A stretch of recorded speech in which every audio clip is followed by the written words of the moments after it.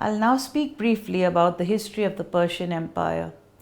In the 10th century CE, the Persian poet Firdausi recorded Persian myth and history in his epic, the Shah Nameh, or Book of Kings.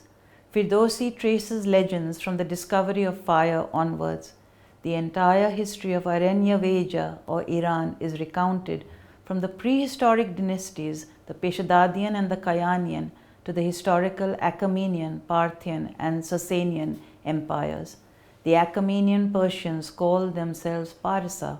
This dynasty is regarded as the first historic Zoroastrian dynasty. Cyrus the Great, called in the Old Testament the Lord's Anointed, Isaiah 45:1, is the only non-Semite to receive this honor for restoring their homeland to the Jews.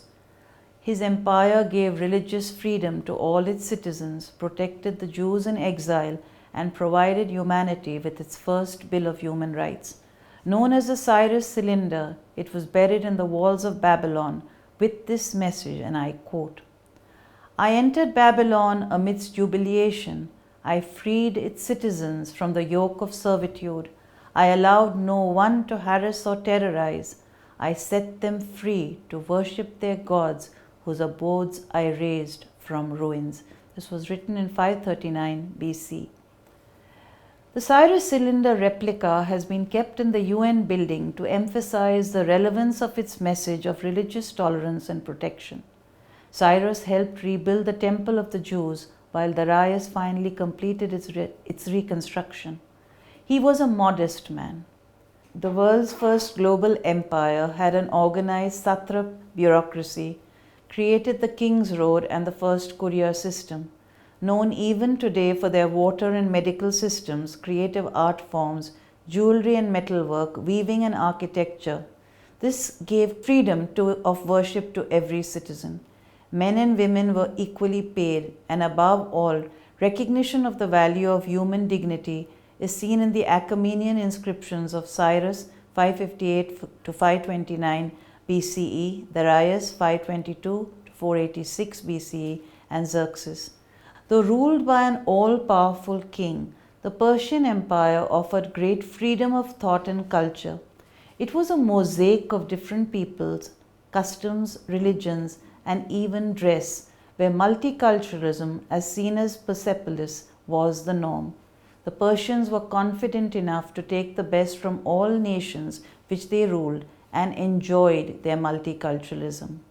Under Darius, the empire reached its zenith. At the Apadana Palace, Persepolis, we see tributes being brought to Darius by 23 delegations. The rows of nations coming to pay tribute to the great king on Nowruz climbed the Apadana staircase proudly in their national dress. The largest tribute came from India. Assyrians mingled with Medes, Egyptians, Ionians, and Parthians. The Achaemenians were the first great imperialists. Yet the Persian Empire was politically, religiously, and linguistically inclusive. The Darius and Xerxes inscriptions carved high in the mountains are almost identical in thought and display psychological insights. I'm reading the Xerxes inscription. "A great God is Ahura Mazda, who created happiness for man." King Xerxes says, "By the will of Ahura Mazda, I am of such a sort, I am a friend of the right. Of wrong, I am not a friend. It is not my wish that the weak should have harm done him by the strong, nor is it my wish that the strong should have harm done him by the weak. That which is right, that is my desire." Persepolis is located in the Fars province. Begun by Darius, continued by his son Xerxes I, it was completed only a century later by Artaxerxes I. The clay tablets of Persepolis show there were no slaves. Across the empire, slavery was forbidden. The palace was a wonder of the ancient world.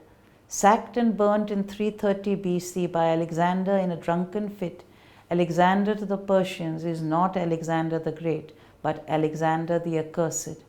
Archaeological expeditions continue from 1931 till today. UNESCO declared Persepolis a World Heritage Site in 1979.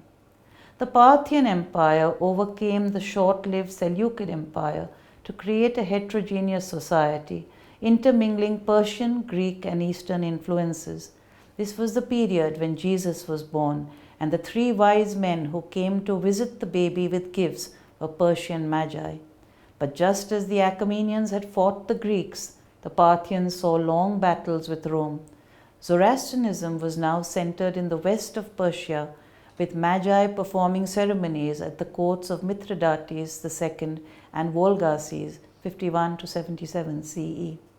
Despite battles, this was the time when the land-based trade along what would become the Silk Route started. Around 105 CE, the Chinese Emperor Wudi sent ambassadors to the court of Mithridates II. Thus began trade with China.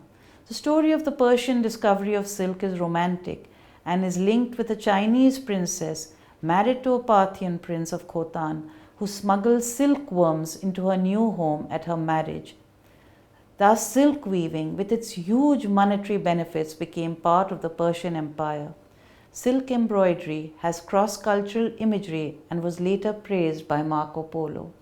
Its intercultural traditions continue in Parsi embroidery till today. The Parthian Empire ended with the coming of Ardish I of the Sasanian dynasty 224 to 651 CE. It was during these Sasanian times that the priests developed an Avestan alphabet.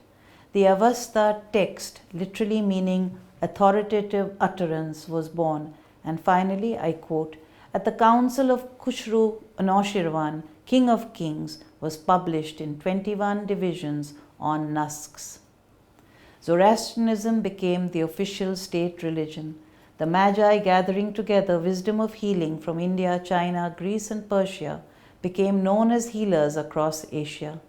Translations of Persian texts into Greek became the inheritance of later Arab rulers of Persia and thus entered Europe.